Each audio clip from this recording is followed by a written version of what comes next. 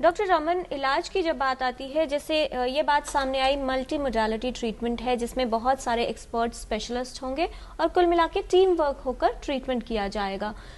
Generally जब बच्चों की बात आती है, बड़ों में भी हमने कैंसर पे पिछले हफ्ते बात की तो ये बात सामने आई कि लोगों को डर बहुत होता है कि कैंसर है, बीमारी है, वो तो ठीक है, लेकिन कहीं इलाज करवाया तो जो साइड इफेक्ट्स होंगे या उसका प्रभाव इतना बुरा हो जाएगा कि कैंसर तो उसके सामने कुछ नहीं था।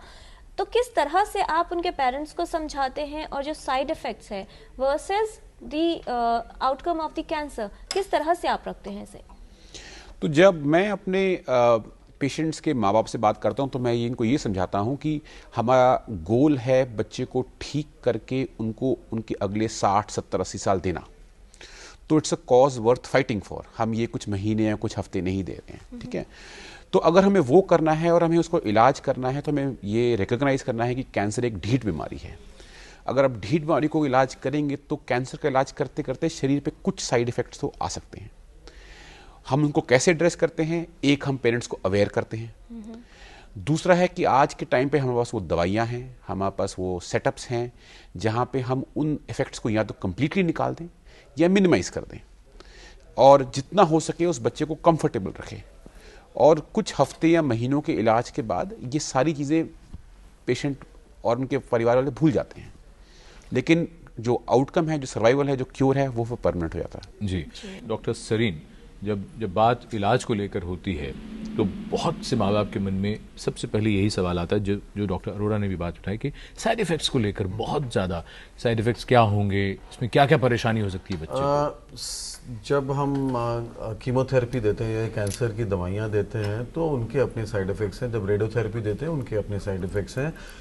Most of the side effects are temporary. जो शुरू में जैसे बाल झड़ जाते हैं, सिर के सारे बाल उतर जाते हैं, भवें भी चली जाती हैं, लेकिन जब ये इलाज पूरा हो गया, कुछ हफ्ते दीजिए, ये सब बाल वापस उग जाएंगे। या जैसे ब्लड का हीमोग्लोबिन नीचे चला गया, टीएलसी नीचे चला गया, तो उसके लिए ब्लड ट्रांसफ्यूजन वगैरह देंगे, वापस आ जाएंगे। तो जो साइड इफ़ेक्ट्स मोस्टली होते हैं वो टेम्परेरी होते हैं, वो वापस ठीक हो जाएंगे। कुछ side effects of course long term होते हैं, रेयरली कभी कभी दूसरे कैंसर हो सकते हैं जो कि सीधे सीधे तो नहीं, बट किसी तरह से ये जो आपकी ट्रीटमेंट से रिलेटेड भी हो सकते हैं। उसके लिए आपको लॉन्ग टर्म सर्वेलेंस की जरूरत है, आपको सालों साल फॉलोअप के लिए आना है ताकि ये देखा जाए कि वो। तो मोस्टली पेरेंट्स को साइड इफेक्ट से नहीं डरना चाहिए। ये साइड इफेक्ट्स टेम्परेरी हैं और चले जाएंगे। टेम्परेरी हैं। एक महत्वपूर्ण बात, साइड इफेक्ट्स होंगे लेकिन उनसे घबराना नहीं है और वो थोड़े समय तक रहेंगे, उसके बाद हट जाएंगे। पूनम जी, मैं आपसे जानना चाह रहा था, राजीव ने ईमेल भेजा है हमें, कहाँ से भेजा है लिखा नहीं, इनके जो ईमेल आईडी है उससे लगता है शायद रीवा शहर के हैं ये। बहरहाल इन्होंने लिखा है कि इनके भतीजे को जो 5 साल का, उसे ब्रेन ट्यूमर है। एक प्राइवेट अस्पताल का नाम लिखा है, वहाँ इलाज चल रहा है, 5 लाख रुपए लगभग खर्च हो चुके हैं। कहते हैं अब हमारे पास कुछ भी नहीं बचा है। ये ज़्यादातर माँ बाप के साथ ये समस्या आती है। कैंसर का इलाज महंगा भी है, लंबा भी है। बहुत से लोग इस वजह से इलाज या तो बीच में छोड़ जाते हैं या कराने ही नहीं जाते कि हमारे पास तो साधन ही नहीं है। किस तरह से इनकी मदद हो सकती है? एक्चुअली ये सबसे एक बड़ा कारण है। एक तो सब हमने डिस्कस किया कि आपके सिम्टम्स हैं, आपका कैंसर ठीक टाइम पे डायग्नोज हो जाए, आप सही जगह पर पहुंच जाए। हमने जगह की भी बात की। एक्चुअली पहले वो सवाल आया था मोहम्मद जी का जम्मू से कि गांव से हम शहर तक कैसे पहुंचे या हम कहाँ इलाज कराएं, कौन सा सेंटर होना चाहिए। अब हमारी संस्था में आज हम 34 कैंसर सेंटर्स में हमारे यूनिट्स हैं और हमारा आइडिया यही है कि ऑल ओवर इंडिया जहाँ पे भी कैंसर का इलाज हो हम वहाँ पे रहें, और अगर कोई हमें संपर्क करता है तो हम उनको वहाँ तक गाइड करें कि आपके इलाज तक हम पहुँच करवा सकें। अब जहाँ तक आर्थिक सपोर्ट की बात है, हमने एक्चुअली हमारी संस्था 2004 से शुरू हुई थी, तो आज तक हमने 11,500 बच्चों को सपोर्ट किया है। करीबन 7.5 करोड़ रुपीस फाइनेंशियल असिस्टेंस में दिया है। हमारी जैसी जो संस्थाएं हैं वो कैंसर ट्रीटमेंट के लिए बहुत सपोर्ट देती हैं। आपकी तरह और भी बहुत संस्थाएं हैं पूरे देश में। बहुत संस्थाएं नहीं है पर हैं कई। और भारत सरकार है खुद, उनकी कई स्कीम्स हैं जो बच्चों के लिए फोकस करती हैं।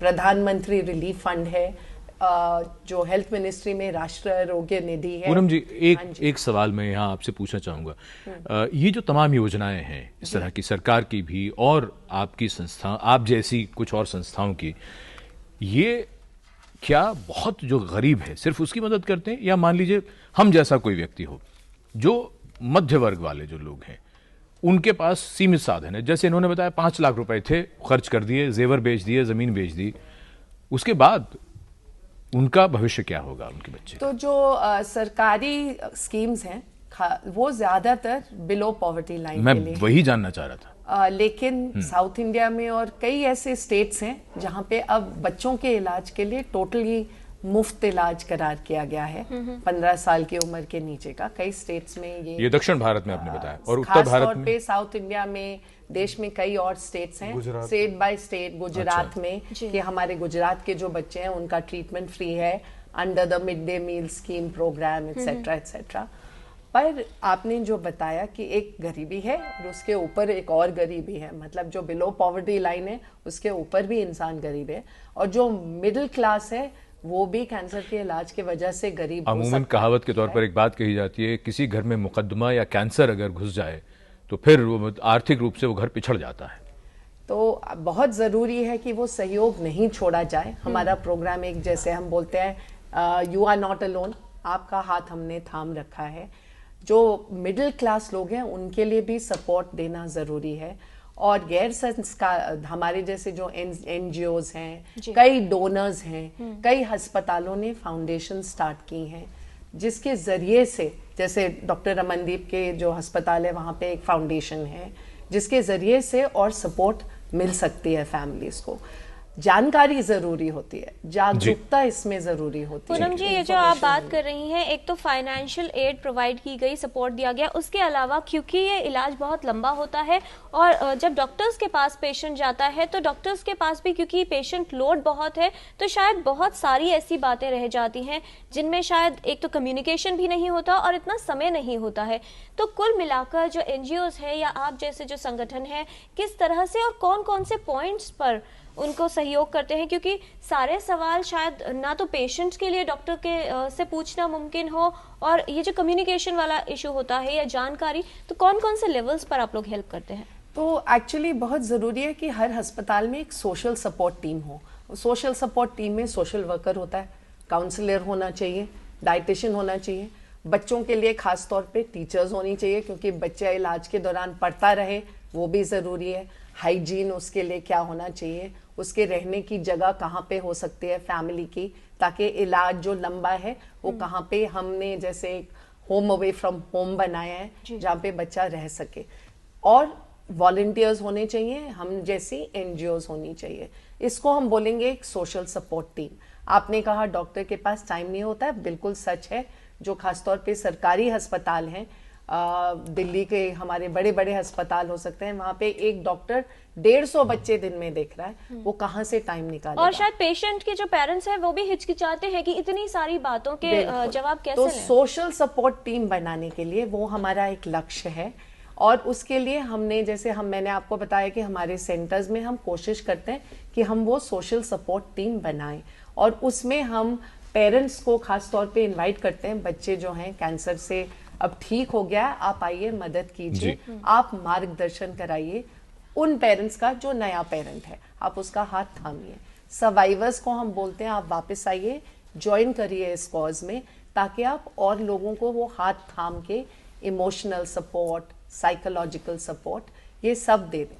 तो अब आज की तारीख में हमारे देश में ये बहुत सारी, खासतौर पे बाल कैंसर के लिए बहुत सारी सुविधाएं उपलब्ध करा दी गई हैं, जिसके जरिए से ये जो एक्स्ट्रा सपोर्ट है फाइनेंशियल के अलावा, जैसे आपने कहा, वो सब सपोर्ट हम पहुंचाने की कोशिश कर रहे हैं फैमिलीज को। और जैसा कि ये बात सामने आ रही है कि जब कैंसर के इलाज की बात होती है तो सपोर्ट ज़रूरी होता है और साथ ही उससे मदद मिलती है कि कैंसर का बेहतर ढंग से मुकाबला किया जा सके। ये सिर्फ बातों की बात नहीं है, लेकिन ऐसे उदाहरण मौजूद हैं जो ये सिद्ध करते हैं कि कैंसर जैसी बीमारी का न सिर्फ बेहतर तरीके से सामना किया जा सकता है, बल्कि उसका सामना करने के बाद अपने जीवन को बेहतर ढंग से जिया भी जा सकता है। मिलते हैं एक ऐसी ही शख्सियत से।